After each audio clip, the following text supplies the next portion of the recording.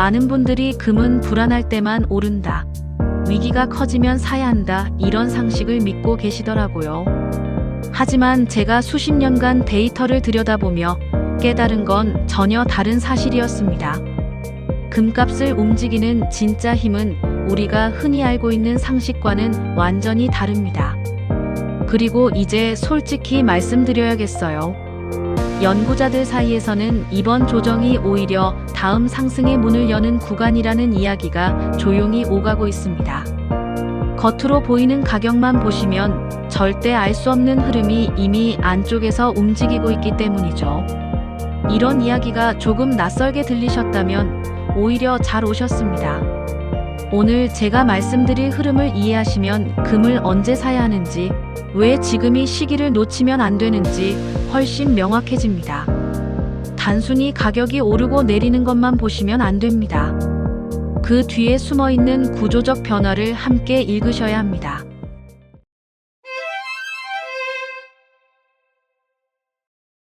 안녕하세요. 저는 30년 동안 금과 은의 가격 흐름을 연구해온 박사 장세준입니다. 특히 지금 같은 시기는 많은 분들이 불안해하시는 조정 국면이지만 제가 보기엔 오히려 준비된 분들에게는 기회가 되는 구간입니다.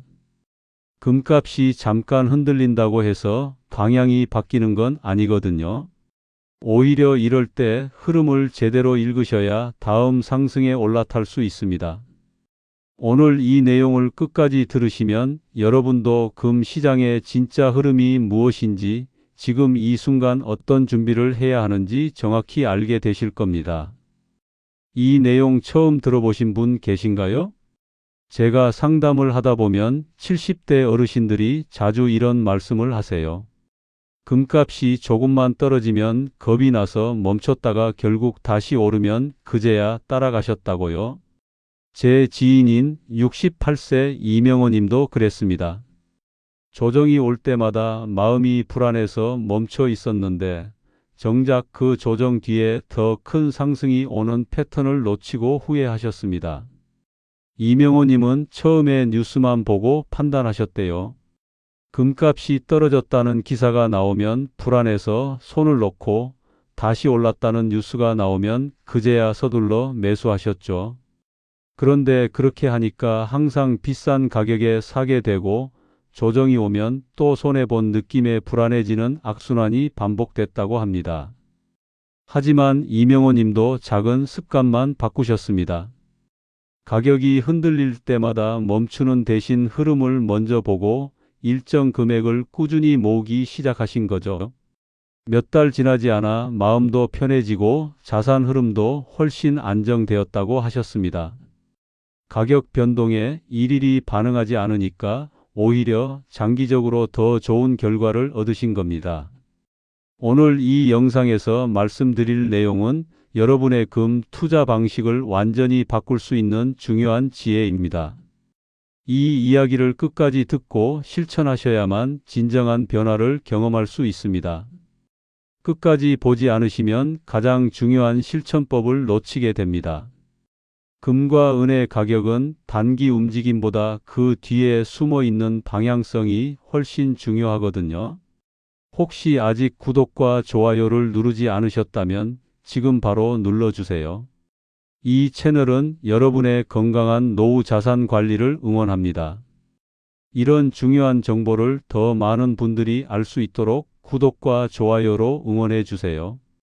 그럼 이제 본격적으로 금 흐름을 바꾸는 요소들을 하나씩 풀어보겠습니다. 여러분, 금은 위험 자산과 반대로 움직일 것이라고 많이 생각하시는데요. 실제로는 달러와 반대 방향으로 움직이는 게 훨씬 더 중요합니다. 이 부분이 정말 핵심인데요. 달러가 약세로 돌아서면 금값은 자연스럽게 상승하는 구조를 보입니다. 한국은행 국제금융연구 자료에서도 달러 약세 시 금값 상승률이 더 크게 나타난다고 분석하고 있습니다. 제가 만난 69세 김정수님은 달러 강세만 보고 금을 늦게 매수해서 흐름을 놓친 적이 있다고 하시더라고요. 당시 달러가 강하니까 금은 오르지 않을 거라고 생각하셨대요.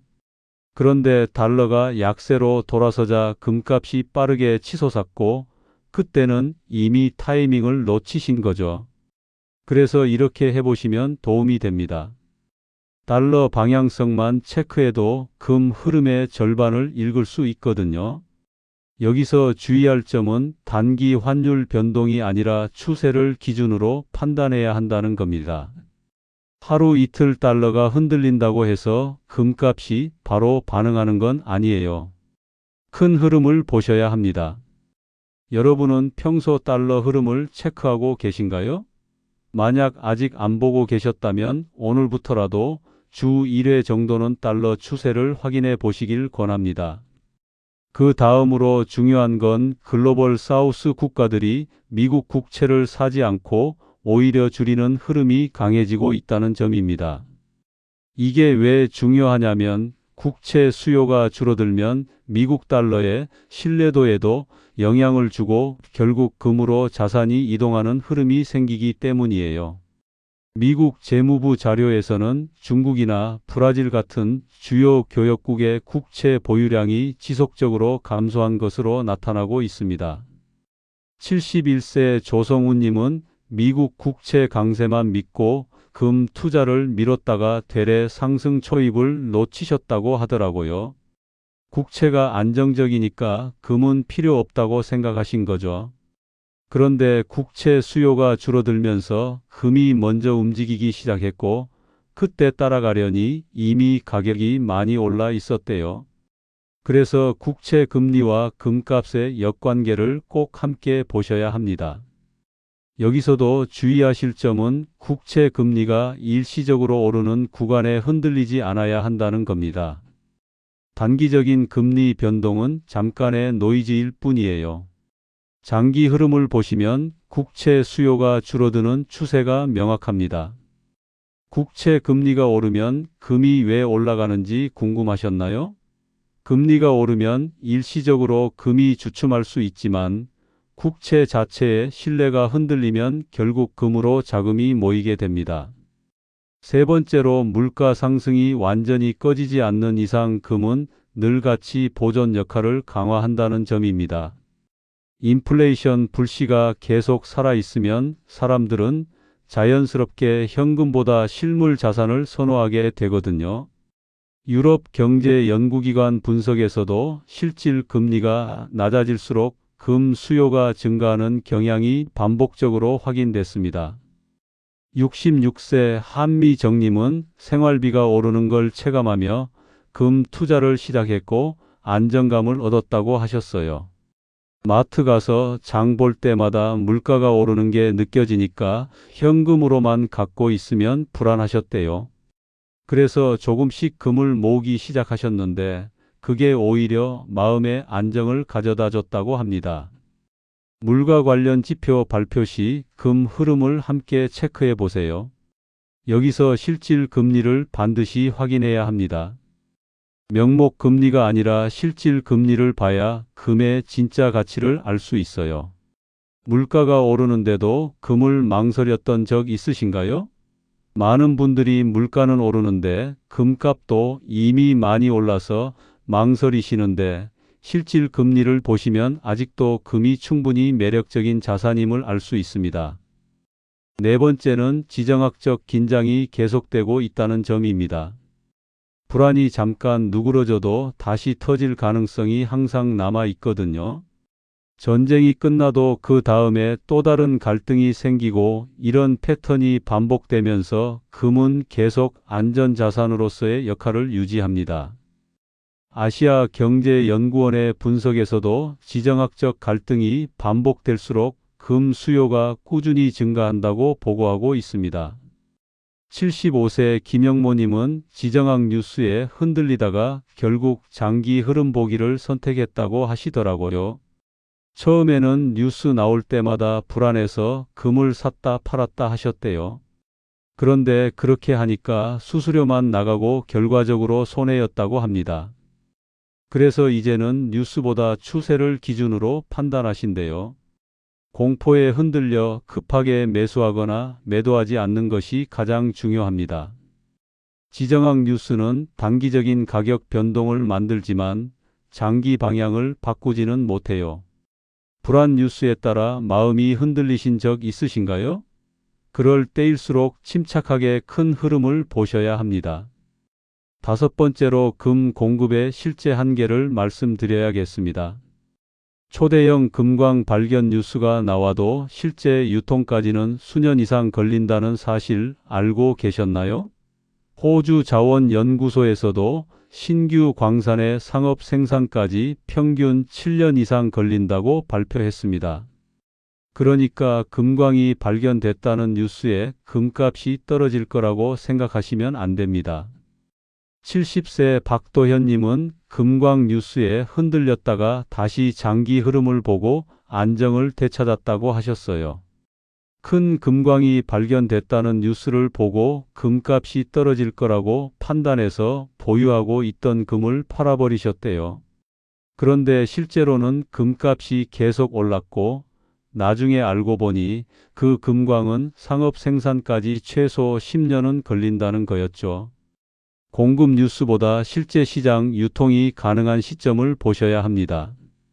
추정치와 실제 매장량을 혼동하지 않는 것도 중요해요. 금광 뉴스 보시고 마음 흔들렸던 적 있으신가요? 그럴 때는 실제 생산 시점이 언제인지를 꼭 확인해 보세요. 마지막으로 은의 산업 수요 폭증이 금 상승 흐름을 더 강화시키는 역할을 한다는 점입니다. 전기차나 태양광 패널 같은 산업에서 은 수요가 급증하면서 은 가격이 오르고 이게 금 시장에도 긍정적인 영향을 준다는 거죠. 미국 금속협회의 분석에서 은 수요 증가와 금값 상승의 높은 동조성이 확인됐습니다.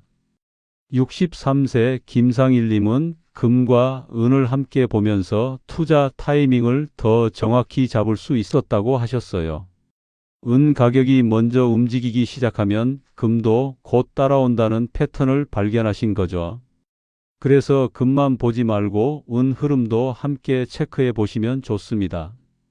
여기서 은은 금보다 변동성이 더 크다는 점을 염두에 두셔야 합니다. 은이 오를 때는 금보다 빠르게 오르지만 떨어질 때도 더 빠르게 떨어져요. 은 가격이 금 흐름까지 바꾼다는 사실 알고 계셨나요?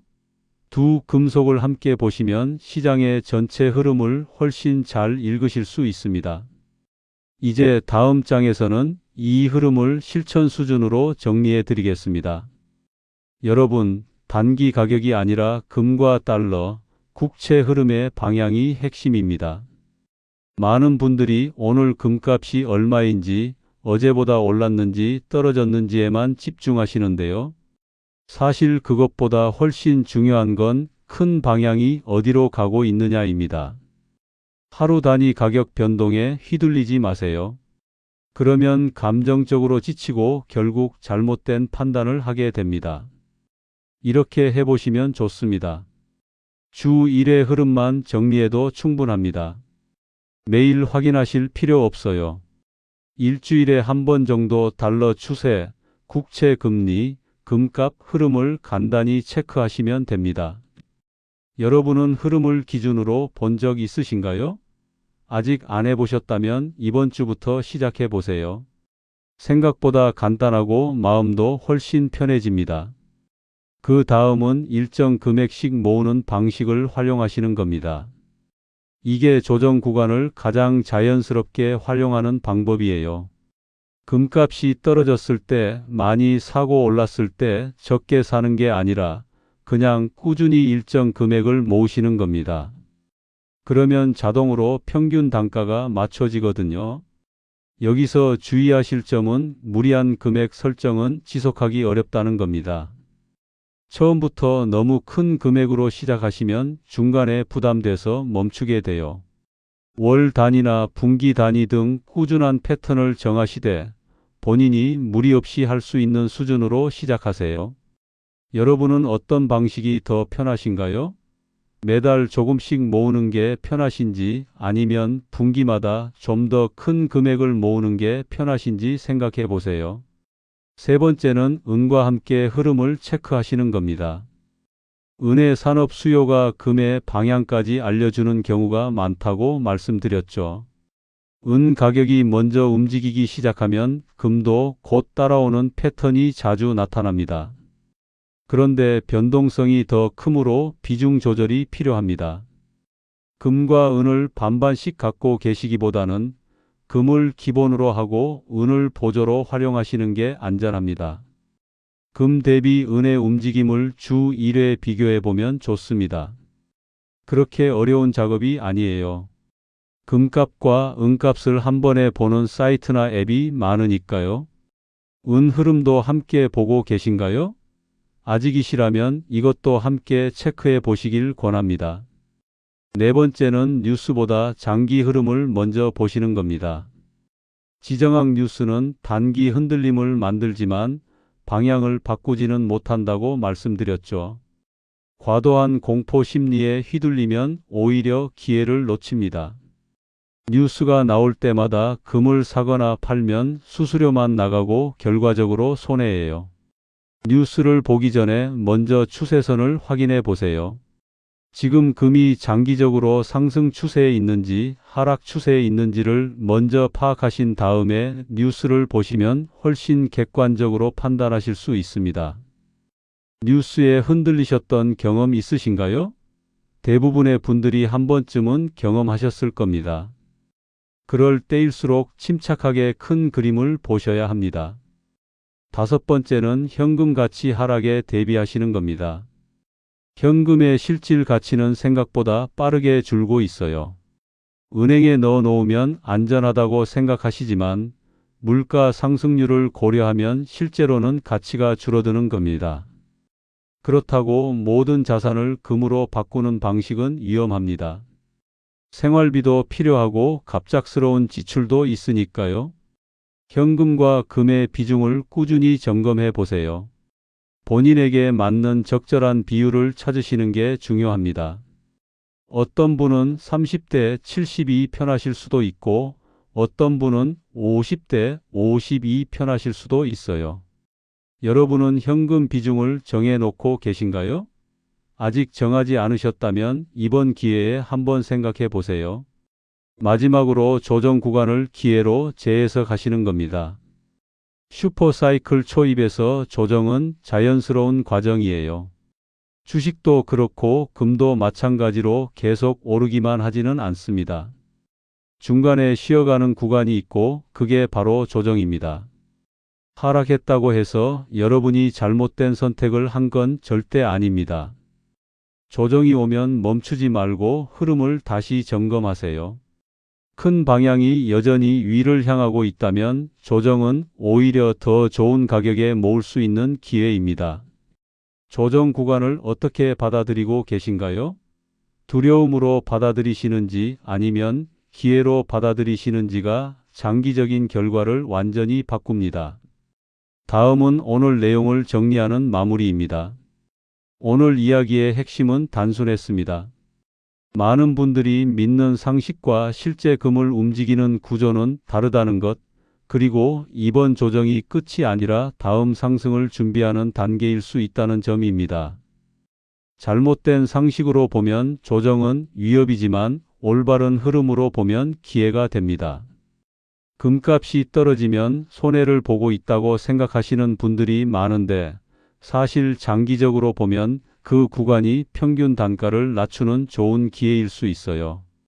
문제는 많은 분들이 조정 구간에서 불안해서 손을 놓아 버린다는 겁니다. 금리 인하, 달러 약세, 글로벌 국채 수요 감소, 산업 수요 증가 같은 요소들이 겹치면 금은 단기간 흔들려도 결국 방향은 위로 향해 왔습니다. 지난 30년간의 데이터를 봐도 이런 조건들이 갖춰지면 금은 장기적으로 상승해 왔어요. 물론 중간에 조정은 있었지만 큰 방향은 항상 위였습니다. 반대로 제대로 관리하면 금은 현금이 지키지 못하는 가치를 장기적으로 보완해 줍니다. 현금은 편하고 유동성이 좋지만 인플레이션에는 약하거든요. 금은 유동성은 조금 떨어지지만 가치 보존 기능이 뛰어납니다. 이 두 가지를 적절히 조합하시는 게 가장 안전한 방법입니다. 오늘 당장 실천할 수 있는 하나의 제안은 흐름을 정해놓고 주기적으로 점검하는 습관을 만드는 것입니다. 거창한 게 아니에요. 일주일에 한 번 10분 정도만 투자해서 달러 추세, 국채 금리, 금값 흐름을 간단히 확인하시는 겁니다. 이 작은 변화가 1년 뒤, 5년 뒤 자산의 안정감을 완전히 바꿉니다. 처음에는 어색하실 수 있어요. 그런데 몇 주만 하시면 습관이 되고 그러면 자연스럽게 큰 흐름을 읽는 눈이 생깁니다. 그때부터는 뉴스에 흔들리지 않고 본인만의 기준으로 판단하실 수 있게 됩니다. 그게 가장 큰 자산이에요. 다음 영상에서는 금과 은 비중을 어떻게 조절해야 가장 흔들림 없이 오래 가져갈 수 있는지 구체적으로 알려드리겠습니다. 실제 사례를 바탕으로 연령대별, 자산 규모별로 어떤 비율이 적합한지 말씀드릴 예정입니다.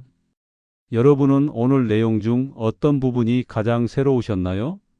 댓글로 꼭 남겨주세요.